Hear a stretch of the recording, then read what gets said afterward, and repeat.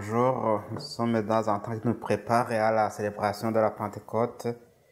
Dans ce jour, nous allons méditer ensemble cet évangile de Jésus-Christ selon Saint Jean, tiré de l'évangile de Saint Jean, chapitre 16, du verset 12 à 15.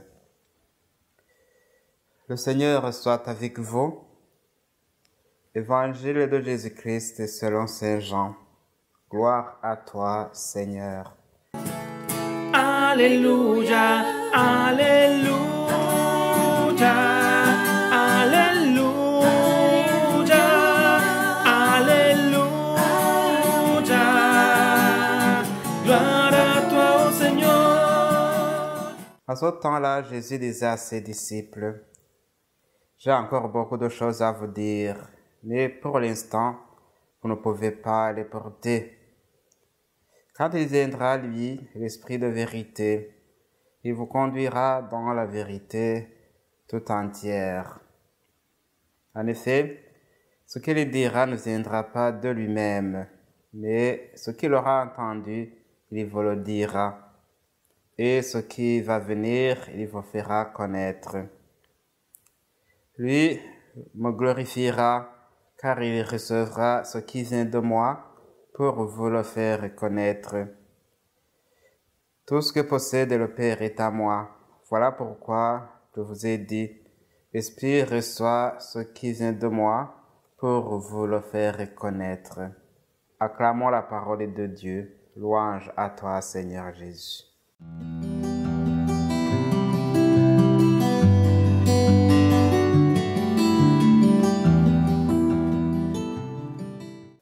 Pour mieux comprendre ce passage de l'Évangile selon Saint Jean, rappelons-nous que tout au début de sa mission, surtout dans l'Évangile selon Saint Luc, Jésus nous dit que l'Esprit du Seigneur l'a consacré par l'onction pour proclamer la bonne nouvelle aux pauvres. Durant sa vie en Galilée, nous savons que l'annonce de l'Évangile a pris le gros de son temps. Mais nous sommes surpris aujourd'hui d'entendre que, quelques jours avant sa mort, Jésus n'avait pas encore terminé de révéler au monde toutes les vérités divines. Il dit à ses disciples, « J'ai encore beaucoup de choses à vous dire, mais vous ne pouvez pas les porter maintenant. » Cette patience de Jésus correspond bien à la stratégie de Dieu. Tout au long de l'histoire du salut, Dieu se révèle progressivement, selon que l'être humain du moment est capable de le porter, c'est-à-dire de comprendre ses mystères. Car nous ne pouvons pas savoir d'un seul coup tout ce qui concerne Dieu. Nous le confessons à chaque messe en effet. Il est grand le mystère de la foi. En d'autres termes, il est immense le mystère de Dieu. Mais à chaque instant, Dieu lui-même nous révèle juste ce qu'il nous faut pour croire en lui, l'aimer et le servir. Bref, pour être sauvé. Alors, quand viendra le moment fixé par Dieu, l'Esprit Saint viendra continuer à achever l'œuvre de Christ. Dans cette perspective, le rôle de l'Esprit Saint est bien dévoilé. D'abord, l'Esprit Saint viendra glorifier Jésus-Christ en confirmant la véracité de toutes les paroles qu'il a dites. De plus, l'Esprit conduira les disciples de Christ à la connaissance de la vérité entière en rapport avec Dieu. Pour ce faire, l'Esprit viendra en eux. Il leur inspirera les paroles et les actions qui glorifient le Père et contribuent au salut des enfants de Dieu. C'est donc cet esprit qui a toujours guidé les apôtres et le peuple de Dieu. En ces derniers jours du temps pascal, nous attendons la venue du Saint-Esprit à la Pentecôte, tout comme les premiers disciples.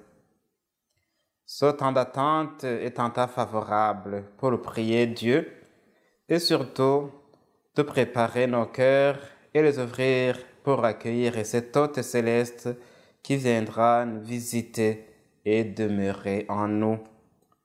Il est vrai que Dieu nous a déjà donné le Saint-Esprit dès la création et surtout au moment de notre confirmation, et comme ça a été le cas au moment du baptême.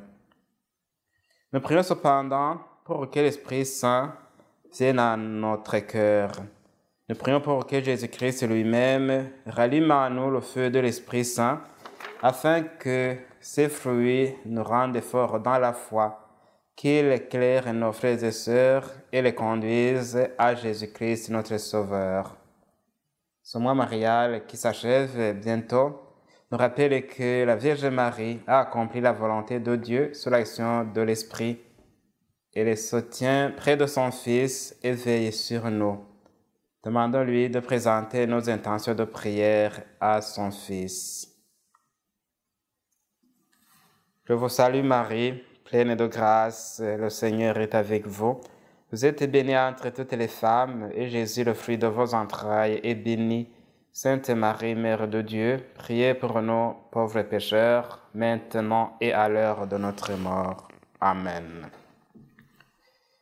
Le Seigneur soit avec vous. Que Dieu Tout-Puissant vous bénisse, le Père, le Fils et le Saint-Esprit. Amen.